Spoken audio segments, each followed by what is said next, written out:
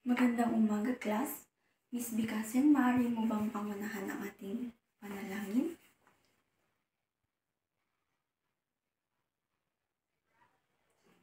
Maaari na kayong umupo. Itasan niyo ang mga kamay kung ang inyong ngalan ay aking tinawag. Miss Bikasen, Miss Calixto, Mr. Dilia, Mr. Dawawang, Miss Lapas, Miss Ngalides, Miss Rufino, Mr. Shano. Okay? Bago tayo mag-umpisa, magbalik-aral muna tayo. Ano ang mga elemento ng kwento? Mahusay.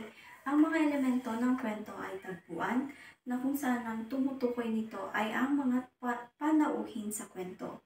At ang tagpuan naman ay mga lugar na ginagalawan ng mga tauhan at pangyayari sa kwento.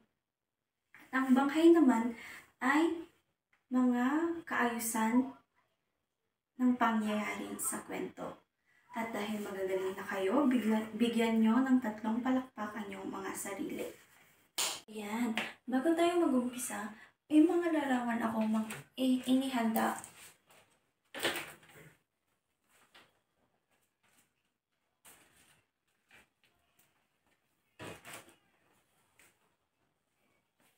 Miss Rufino, maaari mo bang ayusin sa tamang pagkakasunod-sunod ang mga larawang ito? Ayan. Tama ba ang pagkakasunod-sunod ng mga larawang ito? Excuse me? May mga ideya na ba kayo kung anong paksa ang ating tatalakayin ngayong araw? Ayan, tama. Sa araw na to, kayo ay inaasahang maipaliwanag ang pagkakasunod-sunod ng mga detalye sa tekstong nakapakinggan. Maipapakita ang pagpapahalaga sa kahalagahan ng maayos na pagkasunod-sunod ng mga impormasyon sa isang teksto. At ang panghuli ay mapagsusunod-sunod ang mga pangyayari sa pamamagitan ng pangungusap. Pakinggan natin ang kwento tungkol sa ang mga duwende at ang sapatero. Tandaan, makinig ng mabuti dahil may gagawin kayong aktibidad mamaya pagkatapos ng kwento.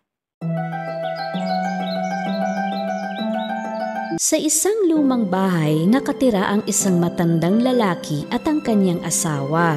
Siya ay sapatero. May pagawaan siya ng sapatos sa kanyang bahay.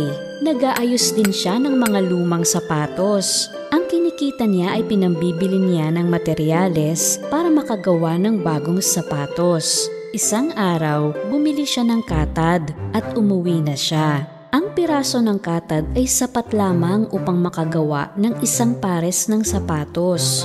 Iniwan niya ang katad sa mesa. Paglabas niya ng pagawaan ay isinara niya ang pinto at pumasok na siya sa kanyang kwarto.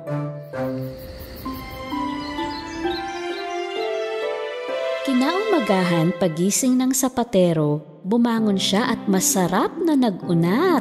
Inisip niya ang uri ng sapatos na gagawin niya. At tulad ng bawat umaga ay inubos niya ang almusal na inihanda ng asawa niya para sa kanya. Maraming salamat, mahal ko. Magtatrabaho na ako. Gagawa ko ngayon ng napakagandang pares ng sapatos. Gumawa ka na kagabi ng sapatos? Meron ka pa bang sapat na katad para sa isa pang pares? Nagtaka ang matanda dahil alam niyang wala siyang ginawang sapatos bago siya natulog kagabi.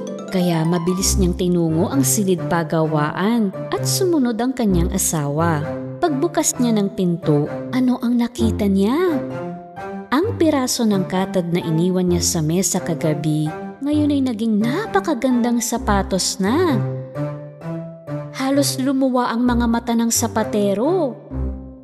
Kailan ko ba ginawa ang mga sapatos na ito? Hindi ko maalala. Matanda na yata talaga ako. Napakaganda ng sapatos, kaya inilagay niya agad ito sa bintana at naghintay ng bibili. Maya-maya ay nakita ito ng isang mukhang mayamang lalaki. Pumasok siya sa pagawaan. Magandang araw. Gusto kong bilhin ng sapatos sa bintana. Hindi mahalaga sa akin kung magkano. Iyon ang pinakamagandang pares ng sapatos na nakita ko. Masayang ibinenta ng matandang lalaki ang sapatos at hindi niya ito prinesyohan ng mas mataas sa talagang halaga nito. Ngayon ay bibili siya ng katad na sapat para sa 2 pares ng sapatos. Iniwan niya ang katad sa mesa at bago lumabas ng silid ay tiningnan muna niya ang nabiling katad at saka natulog na. Pagkagising ay dumiretso agad siya sa kanyang pagawaan. Sa pagkakataong ito ay may 2 pares ng kamangha-manghang mga sapatos sa mesa. Napakasaya ng sapatero at nilagay ang mga ito sa bintana. Sa araw na iyon ay parehong naibenta ang mga sapatos sa magandang presyo. Umalis siya ulit upang bumili ng mas marami pang katad. Siyempre, hindi maiwasang maisip niya kung sino kaya ang gumagawa ng magagandang sapatos na iyon. Muli ay iniwan niya ang katad sa mesa. Kinaumagahan ay marami ng sapatos sa mesa. At lahat ay naibenta niya sa araw na iyon. Dumaan ang panahon at napagkakakitaan ng matanda ang mga sapatos. Sa perang kinita niya ay patuloy siya sa pagbili ng katad. Ngunit nais talaga ng sapatero na malaman kung paano at kung sino ang gumagawa ng mga sapatos. Kaya isang gabi, naisip niyang magtago sa aparador sa kanyang pagawaan at determinado siyang alamin kung sino ang gumagawa nito. Ngayong gabi ay malalaman ko na sinong gumawa ng sapatos. Hating gabi nang bumukas ang bintana at pumasok ang mga duwende. Ang isa sa mga duwende ay aksidenteng natabig ang florera. Nang marinig ng matanda ang ingay, naalerto siya sa kanyang pinagtataguan. Naku, mag-iingat ka. Baka magasing sila eh.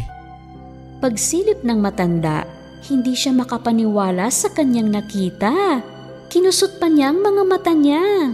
Tumingin ulit siya at nakita niyang may 3 duwende sa mesa. Sumasayaw pa sila habang nagtatrabaho.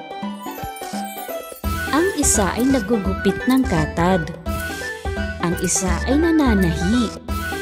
At ang isa ay nagdidikit. Tapos ay nilagay nila ang mga sintas. At pinakintab ang mga sapatos.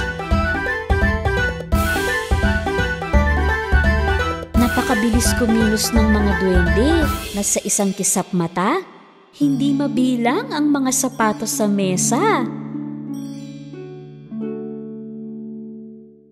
Ang gaganda lahat! Tara, umalis na tayo bago pa may magising. Lumabas ang mga duwende kung saan sila pumasok. Sumasayaw pa sila sa tuwa.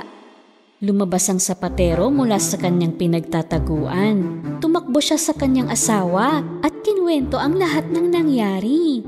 At syempre, hindi rin makapaniwala ang asawa niya. Ngunit nang makita niya ang hindi mabilang na mga sapatos sa mesa, alam niyang hindi kayang gawin ng kanyang asawa ang lahat ng ito sa isang gabi lang. Napagkasunduan nilang magpasalamat sa mga duwende.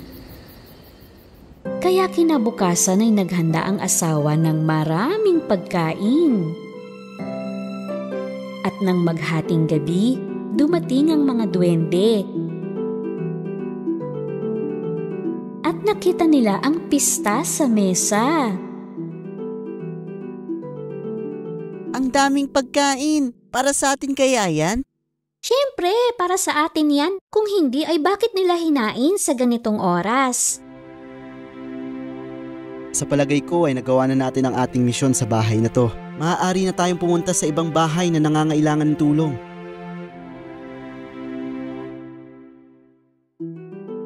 Pagising ng sapatero at ng kanyang asawa, doon sa pagawaan ay naroon ang napakaraming makikintab na sapatos. Pagkatapos ng araw na iyon ay hindi na bumalik ang mga duwende. Ang kinita ng sapatero ay sapat na para magpatuloy sa kanilang natitirang bahagi ng buhay. naisip ng sapatero na ito ang kanyang gantimpala sa maayos niyang pagtatrabaho ng napakaraming taon.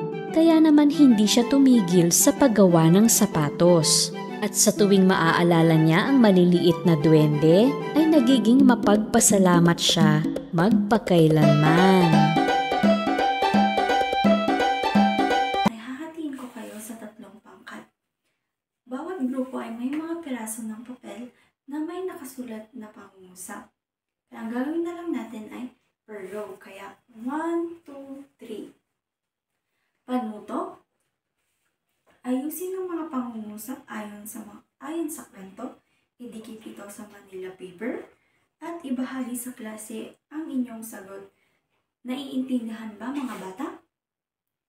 Maaari na kayong pumunta sa inyong mga grupo. Number 1. So, tama ba ang pagkakasunod-sunod ng mga pangyayari sa kwento? Mahusay. Ngayon, ang gagaling nyo naman, bigyan nyo ng ang inyong sarili ng 3 palakpak.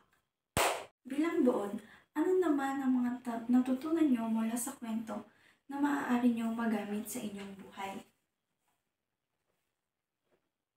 Mahusay. Bakit mahalaga ang tamang pagkakasunod-sunod ng mga pangyayari sa kwento? Mahusay. Ngayong batid kong naiintindihan nyo na ang ating talakayan, tayo ay magkakaroon ng pagsusulit. Ngunit bago yan, basahin muna natin ang araw ni Lito. Ang araw ni Lito. Si Lito ay nagising ng maaga. Naghilamos siya at nagsipilyo. Pagkatapos, kumain siya ng almusal na may itlog at tinapay. Sumakay siya sa bus papunta sa paaralan. Sa paaralan, nakinig siya sa kanyang guro at nakipaglaro sa kanyang mga kaibigan. Pagkatapos ng klase, umuwi si Lito at nagpahinga. Ayon sa kwento, naghanda ako ng mga pangungusap na dapat niyong ayusin. Panuto? Basahin ang mga pangungusap na nasa listahan. Pagkatapos ay lagyan ng bilang mula 1 hanggang 8 bilang. Ayon sa tamang pagkakasunod ng mga pangyayari. Pagkatapos, maayos ang pagkakasunod-sunod, isulat sa inyong kwaderno ang buong kwento sa tamang ayos gamit ang mga bilang na inilagay upang mabuo ang isang maayos na talata. Ipasa na ang inyong mga kwaderno.